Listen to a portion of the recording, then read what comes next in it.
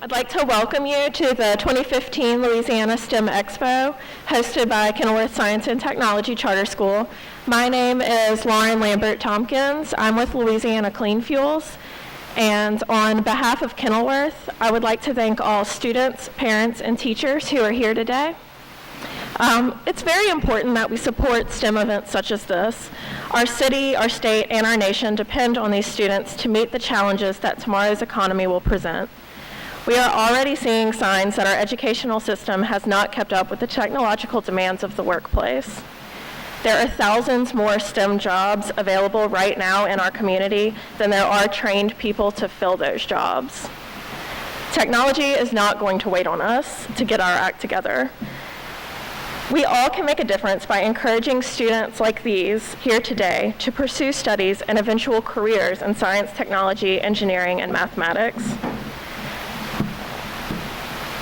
Somewhere in this gymnasium today is Louisiana's next technology entrepreneur, like Brian Rodriguez, the next super engineer, like Sherry LeBas, or the next great science educator, like Dr. Isaiah Warner. So let's start by celebrating these students' interest in STEM by giving all of the students here today a big round of applause.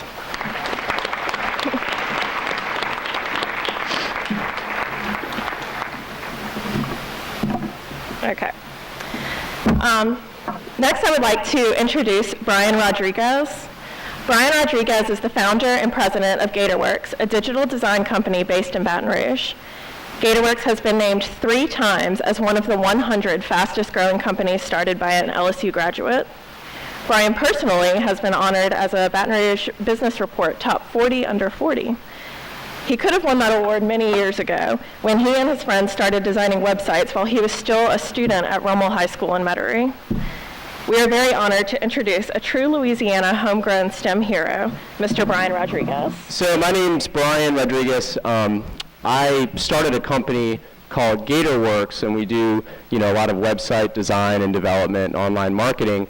And I want to tell you a little bit about my journey, and I'm gonna make this really brief. But when I started my company, I was not too much older than the students sitting right here today. Things started as just a hobby. I really was interested in technology and websites, and this was at a time when the internet was, still kind of new. And I went to a school that really encouraged technology and sort of fostered that growth. And one of the big ways that I got into this was that I really enjoyed my education as a student, but it was really what I did outside of the classroom that helped me become, where I am today. During school, we would learn about technology and these different concepts, but then it was really more about the nights and weekends when me and my buddy AJ would come home and we would tinker on the internet, and it's really self-taught.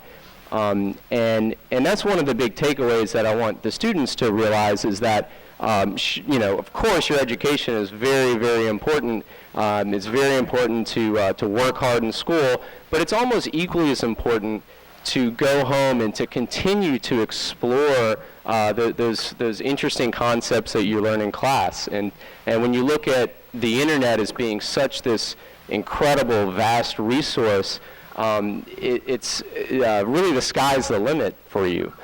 When I look back, when I first started my company, and I look at the types of projects that we work on, then about 10 years ago, and we look at the projects that we're working on now, the internet has changed so much. So myself and really all of my employees are self-taught. During school, of course, you're going to learn things that set a foundation. But then as technology changes, especially once you get out of college, it's really all about this culture of continuing to learn and to continue to invest in your own personal growth. So basically, when I was in high school, my buddy and I really enjoyed working on websites, and it was really just a fun thing that we did. And at some point, my friend's mom suggested that maybe we ought to try to charge money for some of the projects that we did. And now here we are 10 years later, and it's become a company. So I say all this so that, to our students today, you can start building a business now. You can be the next great scientist or the next great web programmer, and I really want you guys to know that it's cool to love science. It's cool to really like math. It's cool to go home and tinker with technology. And so anyway, that's all I got for you guys today. It's really impressive to see you out here, and thanks so much. Good luck to you. Sherry LeBas is the first woman in Louisiana history to hold the job as a secretary of the Department of Transportation and Development. But Sherry LeBas is perfectly comfortable being a trailblazer. As an administrator, she oversaw a department with a $2 billion budget and more than 4,000 employees. As a professional civil engineer, she managed interstate, road, and bridge projects from Shreveport to New Orleans. And as a student at Kenilworth, just a few years ago, she showed great promise with a natural curiosity and a love of math. Please help me welcome a homegrown Louisiana STEM hero, DOTD Secretary Sherry LeBas. School is really about mind, body, and spirit, right? And to come in and do PE and taking care of your body and learning how to take care of your body. And I was fortunate to see the pig lung down there, and the young lady talked to me about the ill effects of tobacco smoke. But it's learning about your body, how to take care of ourselves. And then our spirit. I played the clarinet here for 3 years under Mr. DeMarche, and marched, and we practiced marching out there and in the field, and just the spirit and what are we all about. And I saw the sign about respect in the cafeteria here for the Kenilworth School, and then the mind. And so I want to talk a little bit about the mind, and that you're here today building your foundation for the future. And I can tell you, when I was in elementary school at Magnolia Woods, Kenilworth, even Baton Rouge High, I went to Baton Rouge High after Kenilworth, I didn't know what I wanted to be. I didn't know what the future held for me. I just had teachers and parents, and I see a lot of parents in the audience, and I applaud you for being here and giving that support to your student. But the support of these people teaching and telling you that you can be anything you want to be. And that's the message that I want to leave you, is rock that boat, and you can be anything that you want to be. And I have to tell you, in the 70s, there wasn't a lot of girls, women that went into the math field that became engineers, and we're seeing the trend of more and more women coming into those fields, and men too. We need all to be interested in the maths and science, because if you think about it, math and science, and I'm not dissing the attorneys, we have good attorneys, that's a little laugh there, but anyway, but math and science, that's what builds our life, that's what improves the quality of life, that's everything around you, clean water, roads, everything, buildings, what you're doing here today, math and science. So I knew all during school, I loved math. Yes, I was one of those little bit nerdy maybe, but it was cool, and I liked how you said that. It's cool to love math. It's cool to love science. And I excelled in those a little bit better than English. I had to really work hard in English and spelling and all those classes, because my mind was more focused on the math and the science. But it's cool to do that, and it's carried me far, having the teachers and parents believing in me. So I didn't know what I wanted to do, but I knew that I loved math and science, and I excelled at those. I went on to LSU, and then one day I thought, I was reading through and this is a true story, reading through the catalog thinking, what do I want to be? I mean, what am I going to study? What do I want to be when I grow up? And I came across the blurb about civil engineering, and it talked about helping the environment and pollution control, and I thought, I think I'll be a civil engineer. And I went home and I told my parents, and they thought I should go into pharmacy or something like that. And I said, I'm going to go into civil engineering. And they said, well, do you even know what a civil engineer does? I said, I do not have a clue. I do not have a clue, but I think I'll find out if I start taking these classes. And now, lo and behold, after many years and really just working hard, and I love people, love being around people, I've now become secretary, which is actually the head of the Department of Transportation. I've been doing this for 5 years, and it's been a true honor and privilege. And one thing that I want to leave with you, because I don't want to take too much of your time, I know you have a lot to do, but don't be afraid to put yourself out there. Take risk, and when people say, hey, I need someone to do this, be the one to raise your hand. What do you have to lose? Don't be afraid of failure, because that's what's going to propel you further if you take those risks and put yourself out there.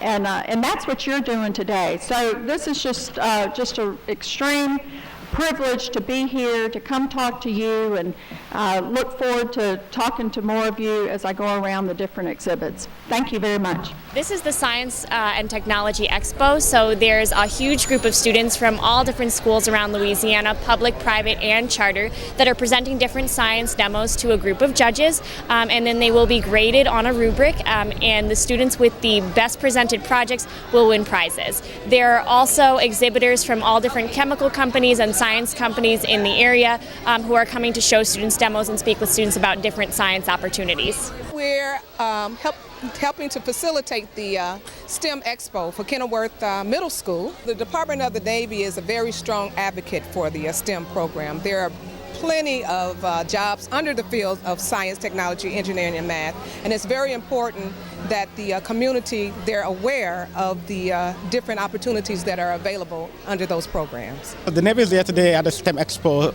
to support the new generation.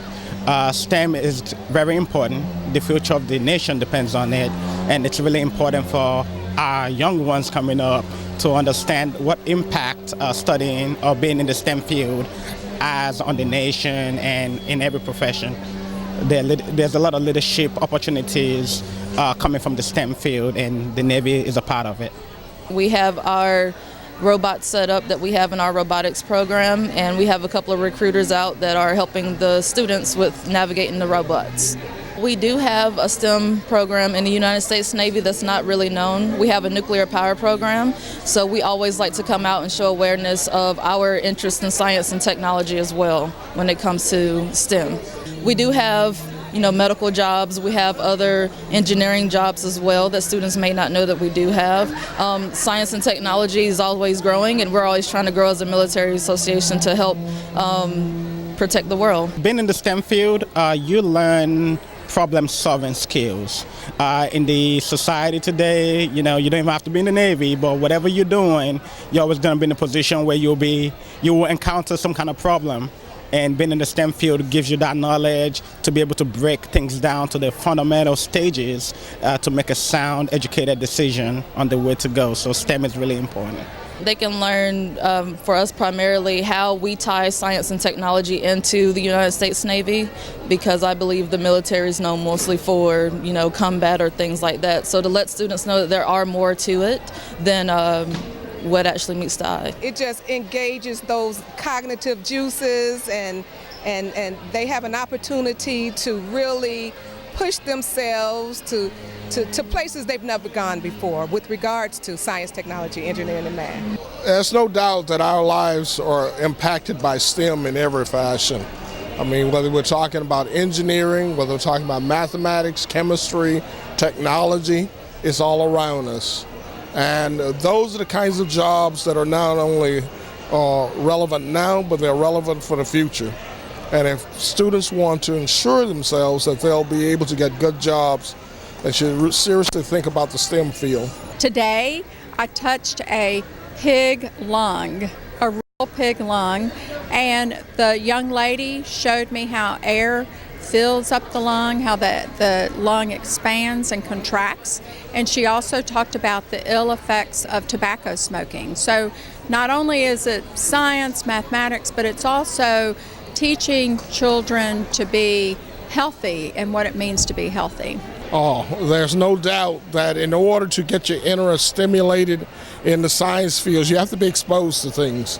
And science fair is one way of exposing them to new and exciting things that science can do. This is really important because it gives students an opportunity to get exposed to some science opportunities in the real world and also practice their science in a very hands-on setting. So these are the types of opportunities that we can't offer in school every single day, but they have the opportunity to work on the weekends and be mentored by teachers and professors to really get better at their craft. Events like this help expand their minds, and it also helps show them that mathematics and engineering, science, can be such a great career path, and we need engineers, scientists in Louisiana, mathematicians, to move Louisiana forward. So this is where their foundation starts, so that they can supply the human capital that we need for the future success of Louisiana. So the future is right here in this room. Of course, it's important for students to be educated in those areas, but I think it's really more about getting excited about those subjects and for those students to understand that they can be great at science and technology and engineering and math, and then they can go into those fields and really excel. I remember when I was in school, to like math wasn't really the cool thing necessarily, and both of my parents are math teachers, so math was always really big in our family, and so it's really great to see students get excited about those things, because we all know that those are great fields to go into eventually. So if we can start a foundation now where students are really excelling in those areas as they move on throughout life in college and thereafter, it's really a great opportunity for them. You can expect to see all different demos about gravity, inertia, buoyancy. Students will be presenting any science topic that they're interested in, and they will have some kind of demo to show you a science principle. You're going to see a lot of things we have zoo exhibits here as far as from our students doing their own presentations that they've created in the classrooms. They'll be presenting them here as well. We have a lot of schools that are actually here and they're presenting, schools from LSU, Xavier, and other schools as well. You can expect to see a lot of really excited kids about science projects that they've been working on.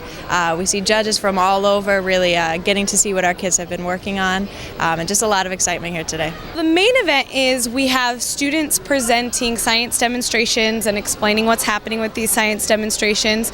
So that's the real reason we do this expo, is to get these students involved.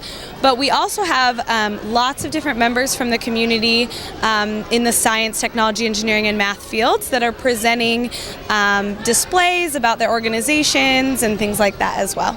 Students were able to work largely with teachers to practice a project or with parents and to get their presentation ready for today.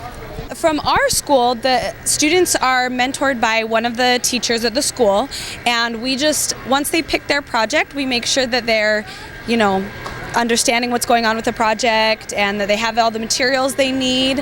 But once we practice it with them 1 or 2 times, they practice it on their own and then they're ready to present. A lot of our students work outside of the classrooms. They stay after school and preparing their projects, as well as meeting with teachers that have them preview what their presentations look like today. This is just an extension of topics and ideas that they've learned in the classroom, so it's really awesome for them to be able to take something that they've learned and really run with it, to get to just explore it even more and to become experts on the project.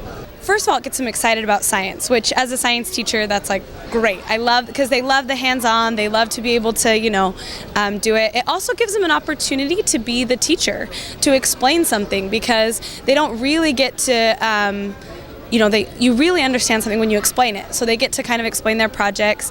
And third, which is kind of an unintended consequence, is they get this practice of presenting for the judges and being involved in a event where they get to like present and be here and, you know, connect with other students. When the winners are picked, students receive a grand award or first, second, and third award, which is, I believe, an iPod or a laptop or a Kindle Fire, something like that. So they are really cool technology prizes that students win for showing their demos today. I'm just excited to be here, and I think it's such a wonderful experience for this school to be able to showcase all of the wonderful talents that our students have in this zip code.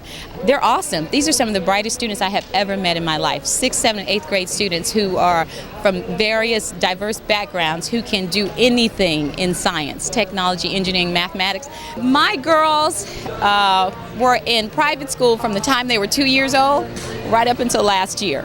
And I came here because I was introduced to the Math Olympiad by Dr. Kennedy from LSU and Dr. Zakia Wilson, who was at LSU. They told me I should enter the girls in the Math Olympiad. I came here, I saw all of the science, technology, engineering, and mathematics classes and resources that were happening, especially the connection with Louisiana State University, that I was like, okay, I know you guys are going to be upset, but I'm pulling you out of private school.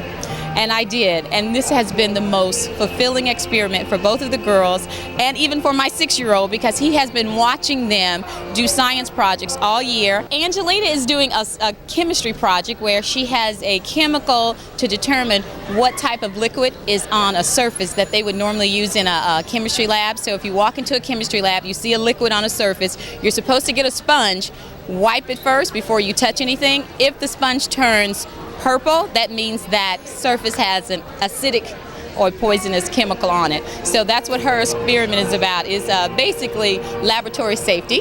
Zoe, if you will, she's right behind us, and she's doing an experiment with a ringing bell inside of a glass tube. So she rings the bell, then she puts it in the glass tube, and she extracts all of the oxygen, and the bell is still ringing, but we can't hear it because she's trying to teach us that we need oxygenation in order to be able to hear sound. Oxygen for everything, actually. So that's what they're doing. Tell me about your project. I have a bell, and we suck out the air, and it proves that sound needs air to travel, and when there's no air, the sound can't travel. So the bell just vibrates, and there's no air, so you don't hear the sound. I learned that sound needs a medium, something to travel through, and when you take that away, you don't hear anything. You just you see it vibrate, but you can't hear the sound. My project is the indicator sponge, and it tells you whether the liquid that you put it in is an acid or a base. I learned different types of acids and base. I learned how to present things. I learned what an indicator sponge was. I think that I learned more by doing this, just because it's things that I didn't know before, and a lot of things we go over in science is things I've learned before.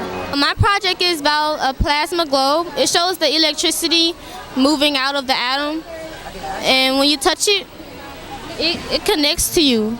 So it's showing the electricity moving throughout your body. It also has sound waves. It connects to sound waves. So if you just like tap on it or make a loud noise, then it's gonna come on. Like it comes on. It attracts to your voice or sound. What responses have you gotten to this project? Well, a lot of kids and adults came to me saying, "Oh my gosh, that's so cool," and they really liked it. My project is the levitating globe. It levitates on electromagnetic. I learned that magnets is almost like gravity. I want to be a social worker because I was adopted, and so I want to help other kids get adopted. A forensic scientist. Race car driver.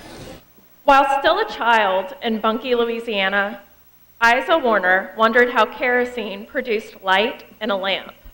So, at the age of 2, Isaiah performed his first chemistry experiment. He drank the kerosene. That experiment ended with Isaiah in the hospital, but thankfully it did not end his journey of discovery. The curious child with a taste for adventure is now one of Louisiana's greatest scientific minds. Today, Dr. Warner is an LSU Boyd Professor of Chemistry and Vice Chancellor for Strategic Initiatives. He has more than 300 published works, dozens of awards, 6 patents, and is one of the world's leading experts in analytical spectroscopy. Please help me welcome a Louisiana hometown STEM hero, Dr. Isaiah Warner. So the title of my talk is The Yellow Brick Road. And I think many of you know that word comes from, those words come from The Wizard of Oz, right? I think we've all seen The Wizard of Oz. Even the young people at some point seen the Wizard of Oz. And sort of my path to being a scientist. And so my alternative title is How to Turn a Country Boy into a Scientist. Because indeed, I'm a country boy. I come from a little town many of you may have heard of called Bunkie, Louisiana. How many of you heard of Bunkie? Oh, I'll stand back. How many of you heard of Bunkie, Louisiana? Wow. You're on your way to Alexandria, you'll see a sign that talks about Bunkie, Louisiana, and gives you direction to Bunkie, Louisiana. But in case you don't know exactly where Bunkie is, next slide, Zoe. Again, this is a picture from The Wizard of Oz. Next slide. And so Bunkie obviously is in the United States. And next slide. Within the state of Louisiana and within Avoyelles Parish. And if we blow up Avoyelles Parish, we can see the corner, a little small corner in the north, in the southwest where Bunkie lies. Okay? And so when I was growing up in Bunkie, Louisiana, quite often we'd have these weird storms. Next slide. Next one. And Zoe knows all about these storms. Why don't you tell them what kind of storms these are, Zoe? Stand up. You need the microphone?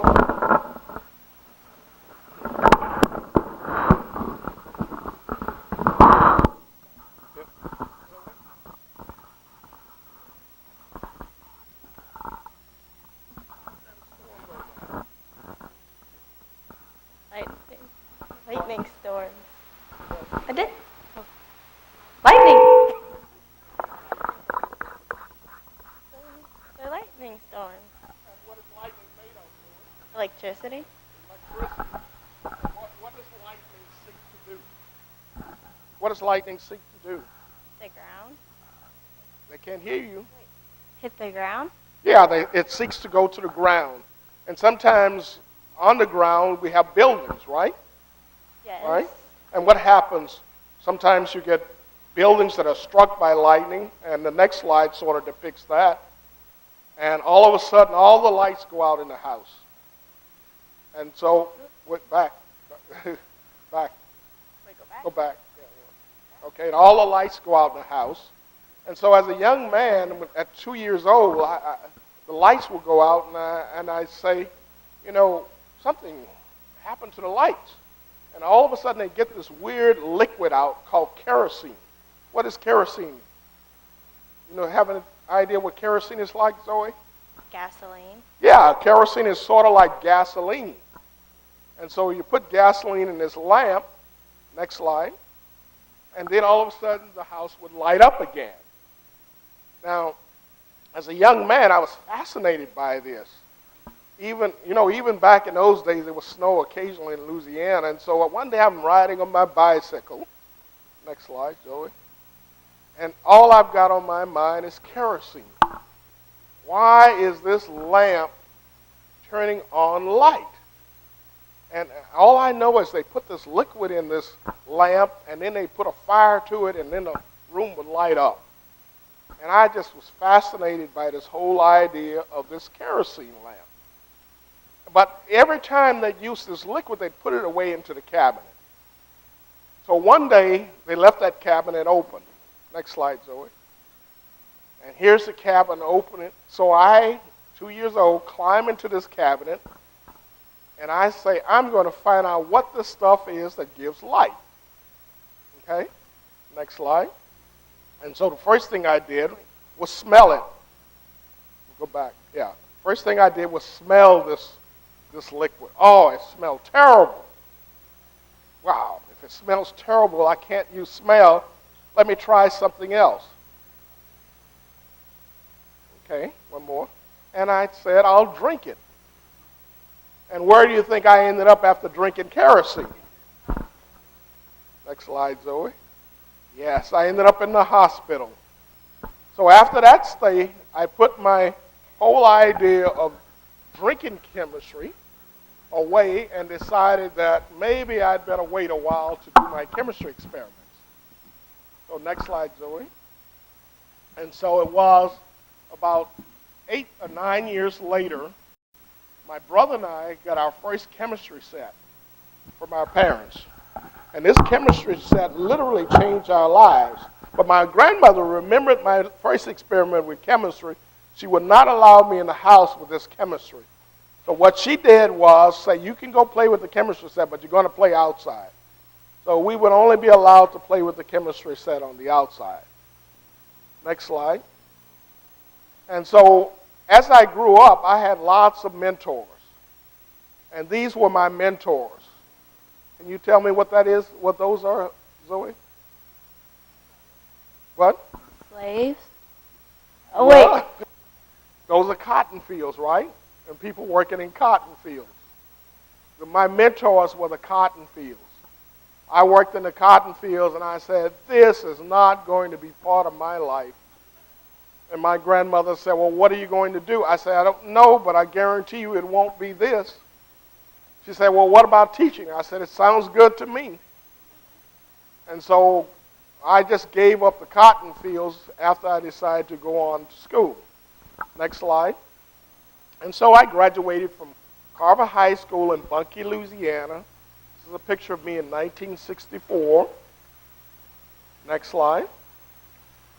And then I went on to Southern University. You want to give me a couple slides? Yeah. Okay, and that's Southern University, located in Baton Rouge, Louisiana, right here in town. And I had lots of nice experiences at Southern. But after a summer institute, the chemistry chair said to me, Mr. Warner, if you come and major in chemistry, not only to me, he said it to about 12 of us, if you guys major in chemistry, you can skip the first year of chemistry. Wow, that sounded like a good deal to me. And then he essentially talked us into becoming chemistry majors. But at some point, we decided, well, this is kind of tough, skipping the first year and jumping right into the second year. And so at that point, he called us in. He had heard these rumors. And he called us in and went around to each of us and gave us our singular characteristics as why we should be science or chemistry majors. And when he got around to me, he said, Mr. Warner, you'll have your PhD before you're 30. And I turned to him and said, Dr. White, what is a PhD? I mean, you can't aspire for something if you don't know what it is. I call him doctor because I thought he had some kind of medical degree. You know, that's the only doctor I had ever heard of. But I learned that there are PhDs.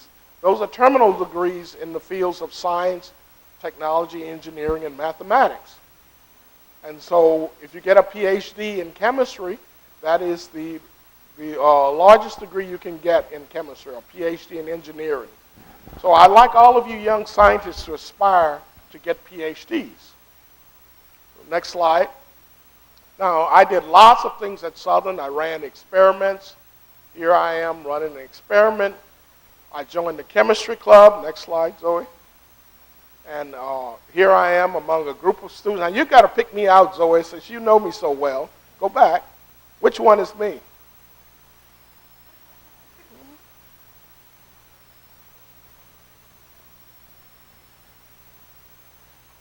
Now, you got a clue. How many people are wearing glasses in there?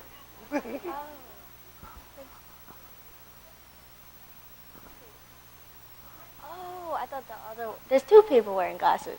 Yeah, there are two persons wearing glasses. So which one is me? The one with the eyes closed. Yep, that's right. I have that problem to this day. When I take a picture, I close my eyes all the time. She said it's the one with the eyes closed. And yes, that's me. And the thing about picking me out, what did Zoe just use? She just used the scientific method to pick me out. She used deductive logic. She looked at me. She sees me wearing glasses. She looked on the picture. She sees there are two persons wearing glasses. Now, which one of those two persons? So she narrowed it down on the basis that I wear glasses. And so she looked and saw, even though I was a young picture of me, which one was closest to me. And so she used scientific logic, the deductive logic that you guys have been using with your experiments. So next slide. So I graduated in 1968 from Southern. Now there was lots of activities going during that time. There was a big war going on at that time, the Vietnam War. And I went to my draft board and said, you know, I want to serve my country, but I don't particularly want to go to war. I don't believe in killing people, and I'm not a weapons person. I've never held a gun in my life, and I'd like to serve my country in some other way. And they told me, you're going to Vietnam whether you want to or not. I said, are you given any kind of deferments? They said, well, we're given some occupational deferments, but we doubt if you can get one. I said, what kinds of occupation? Well, those that are in the national defense of the country. And I said, well, I'll go if I have to, but I really don't particularly want to go. So a company came to Southern and interviewed us, next slide, called Battelle. And that company was interviewing us, and at some point I asked them, do you lose people to the draft? And they said, no. And I said, why not? They said, because we're a prime contractor for the Atomic Energy Commission, which is now known as the Department of Energy. And I said, are you going to make me an offer? And they said, yes. I said, well, I accept. Well, aren't you going to come and look at the site? Nope, I accept. Aren't you going to negotiate the salary? No, I accept. And so I'd recently gotten married, and we ended up, my wife and I, in as far away in the continental United States as you could get, in the state of Washington. Next slide, Zoe. In a little place called Hanford, Washington. That's where I work. And there was the Tri-Cities, Richland, Kennewick, and Pasco. And Richland, for many years, was not listed on the map because it was part of the Manhattan Project. Now, I know many of you young people don't know what the Manhattan Project is. And I'm not going to embarrass Joy and ask her what the Manhattan Project is unless she knows what it is. She's not volunteering. The Manhattan Project was the project that produced the nuclear bomb during World War II. Richland, Washington produced the fuel. Oak Ridge, Tennessee processed the fuel. And Los Alamos then produced the bomb, which was used. And so the Manhattan Project had those three components, and all of those cities were not listed on the map for years. And so that's why that particular research was very important to the national interests. And I did research on processing and looking at ways of solidifying nuclear waste. Now, I was bored with my job, and I just thought, this is not for me. Chemistry is not for me, and this was after 5 years. I hate this job. So my wife worked for a psychiatrist, and I went to him and I said, look, I hate chemistry. There must be something else I'm meant to be. Give me a test, an aptitude test, and show me what I'm meant to be. And he gave me the test. Said, come back in 2 weeks and get the results. Came back in 2 weeks, and I'm all excited. I'm going to start my new career and forget all about chemistry. And he said, I've got the results, but you're going to be surprised. I said, well, tell me. Just tell me the results so I can get on with my life. And he said, you're meant to be a chemist. Why do I hate my job? Well, maybe it's not the job you hate or the chemistry you hate. Maybe what you hate is being a technician, where people just give you work and give you assignment. And sure enough, when he rationalized it out to me, that's exactly what I hated. I hated the idea of just getting assignments, not using my brain to think. I like to use my brain. I like to figure things out for myself. And I was just given menial tasks where I would just be told what to do, and at the end of the day, have you done your task? Come in tomorrow, give me another list of tasks. And I hated that. And so I decided that I'm going to go back and get my degree, my PhD. But then meanwhile, I said, I'll have an even better idea. I think I'll get a medical degree. I'll go become an MD. That's what I'll do. And my wife said, you're going to become an MD, right? I said, yes. And she says, okay. And so I started getting the applications in, and I'm about to fill them out. And she says, let's talk. I said, about what? She said, about medical school. I said, okay. She says, when the kids are sick, who has to deal with it? I said, you do. And she said, why? I can't stand to be around sick people. She says, when they cut themselves, who has to deal with it? I said, you do. She said, why? I said, I can't stand the sight of blood. And you're going to be a medical doctor. I said, oh, I get it. So I forgot that dream of being a medical doctor and decided to become a PhD like I was destined to be all along. So the nearest major university, next slide, Zoe. Pardon? Yeah, go ahead, next one. Was the University of Washington in Seattle, Washington. Beautiful place and just a gorgeous place. And I had a wonderful time there. And I told my wife, I'm going to work day and night. Even though the average PhD is 6 years, give me 4 years and I will be out of there. She said, how are you going to get out in 4 years and the average time is 6 years? I said, I'm going to work day and night and I'm going to do it. And she gave me my 4 years, but I had 6 months to give her back because I finished my PhD in 3.5 years. And so those were exciting times. And Battelle had an option of my coming back or I could go and do another job. And I decided that I love teaching and I love working with students. So I took another job other than going back to Battelle. Next slide, Zoe. And that is in College Station at Texas A&M University. So my first job was Texas A&M. I worked there for 5 years. I received early tenure and promotion, but hated the place. It is the largest chemistry department in the world. They have about 60 full-time equivalent faculty members. And it was just so large that I decided this was not the environment for me, even though I'd gotten early tenure. So I left and decided to take a position at another place. Now, once you get tenure, you can take tenure with you. And so I received a tenure place at another place in Atlanta, Georgia. Next slide, Joey. At a place called Emory University. Many of you have heard of Emory. Emory is a small private school, one of the wealthiest universities in the country. Its endowment is well over $2 billion, and it's highly touted research-oriented university. And I was very happy there for 10 years. Next slide.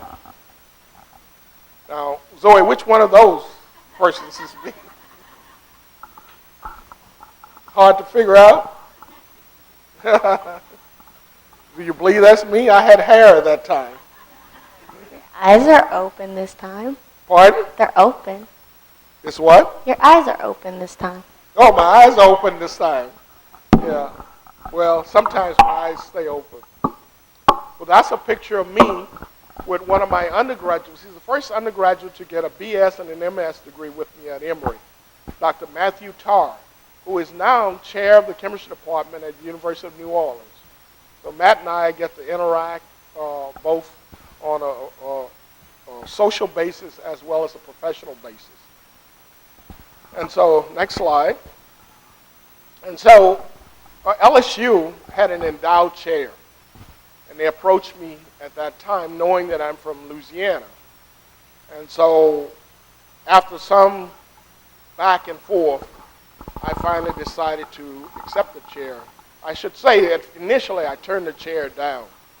But my father called me up and said, you indicated you turned the chair down? And I said, yes. You're not going to LSU? I said, no, Dad. And said, okay, and hung up. Next day I get a call from my father's doctor. Your father's had a heart attack. What? Just talked to him last night. Well, sir, he's given all the symptoms of a heart attack. Well, could I call him and talk to him? Sure, you can call him and talk to him. I called my father up, and he gets on the phone and said, you know something, Ike? You know, you never know how long you're going to be on this earth. He said, life is very short, you know, and went on and had me in tears and tears. And then at the end he says, tell me though, have you changed your mind about LSU yet? I said, you know something, Dad? I have changed my mind. I'm going to call them up and tell them I've changed my mind. And so I ended up accepting my position at LSU. And next slide. And I came into, and this is the headlines from the Advocate. Zoe, you want to read that for me? University appoints Emory scientist to West Chair. Yeah. I was appointed to the West Chair of Chemistry. It is an endowed chair. That endowed chair was worth $1 million.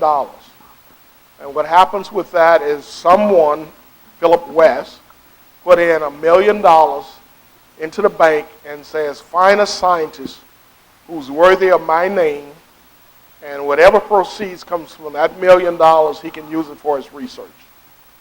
And so that endowment has grown probably to $1.5 million by now. And so every summer, July 1, I'll get monies from the West Chair to run my research program, typically about $70,000, $80,000. And so here I am, an endowed chair at Louisiana State University, a university I couldn't attend.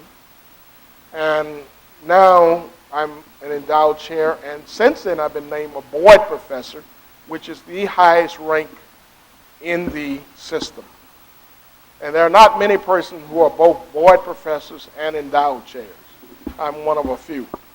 So I'm proud to say that I'm contributing something,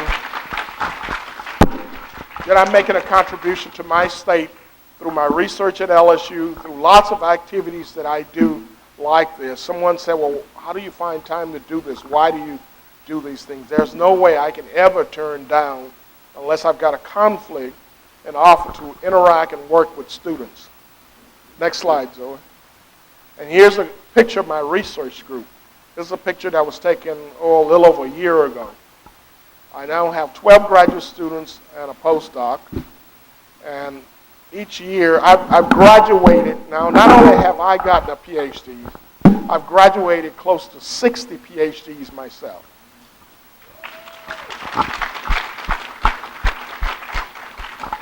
The thing that I'm proud of, probably a third of those are minority, more than half of them are women. So, and the final thing that I'm proud of my department. Is Dr. Grasso Vicente still here? Is Grasso here? Or did she leave? Dr. Vicente is in the department with me, and we have been just named as the #1 producer of underrepresented minority PhDs in the entire country.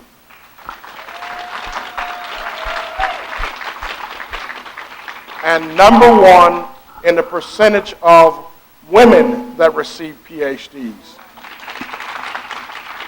So LSU chemistry is making an impact. And I'm proud to say that I've had a small part of that. Dr. Vicente has had a major part of that. I was not at all surprised to see her here today because she's very active also in working with programs for minorities and women and doing things like this, being a judge. It's just exciting to have colleagues like her in my department. Next slide. And so, like Dorothy, I've given my talk. I'm going to click my heels and go away and answer any questions you might have. Now, I am very excited to introduce U.S. Representative Garrett Graves, who just flew in from Washington, D.C.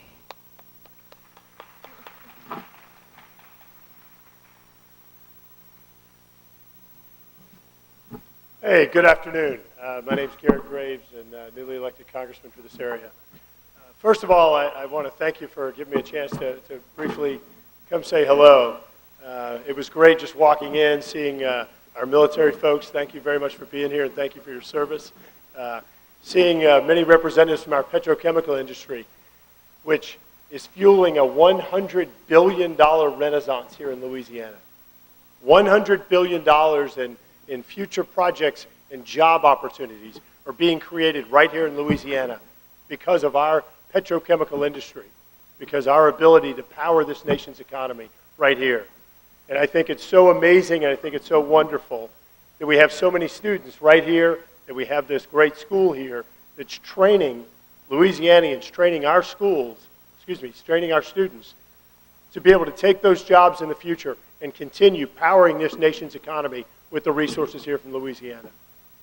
You know, I can look around this room and every single thing in here has been influenced, has been improved, has been affected by technology, has been affected by folks that are interested in science and technology just like you. Every single thing here. I just flew in from Washington, D.C. this morning. You know how long that would have taken me 100 years ago to try to get here? That'd be one long walk. But I was able to make it here in a few hours this morning because someone sat down and wanted to improve air flight, wanted to improve technology, wanted to improve the ability of people to travel. And that's what you are doing now. You're preparing yourselves for the next innovation. You're preparing yourself for the next invention. And I want to thank you very much for taking the time, for taking the interest in math and in science, and taking the time to be the innovators of the future. This is an amazing country that we live in. It's an amazing country. We have been the innovators for this entire world right here in the United States. And you guys are the future. So I'm looking forward to see what you come up with, how inventive you are, how creative you are, and I can't wait to use your products in the future. Thank you for being here. I chose to go into STEM because as a child, I've always loved fixing things. My mom was a computer scientist. All our little notebooks and laptops, when it's not working, I wanted to fix it. So I developed a love for engineering, just fixing things. And that was part of the decisions that I made to go in the Navy, because when I joined the Navy over 14 years ago, I came in as an electronic technician, fixing electrical stuff. And so that was my love for STEM, through just trying to solve problems, fixing things that are broke. I chose STEM basically because as a student I was very interested in science and mathematics going through school, and the Navy provided me this opportunity to go to school for free and to explore my love and interest into science and mathematics and engineering. We're going into an era where we're looking for that scientist or that mathematician or that engineer in the future, so that's why I chose STEM. I just hope all the kids' success. Not everyone will get a prize, but everyone will win something just by participating in this event. I just encourage kids and to stay grounded in the education system and learn things so that they can make well-informed decisions about what they want to do in life. It's really important. I just want to say that promoting science, engineering, and math is so important for us as a society. So events like this are able, again, to expand our students' minds so that they can see what all is out there to learn and discover, and just makes them, challenge them for the future so that we can continue to be the great state we are. Where can people get more information? People can get more information about the school at kenilworthst.org, and people can get more information about the STEM Expo at lastemexpo.org.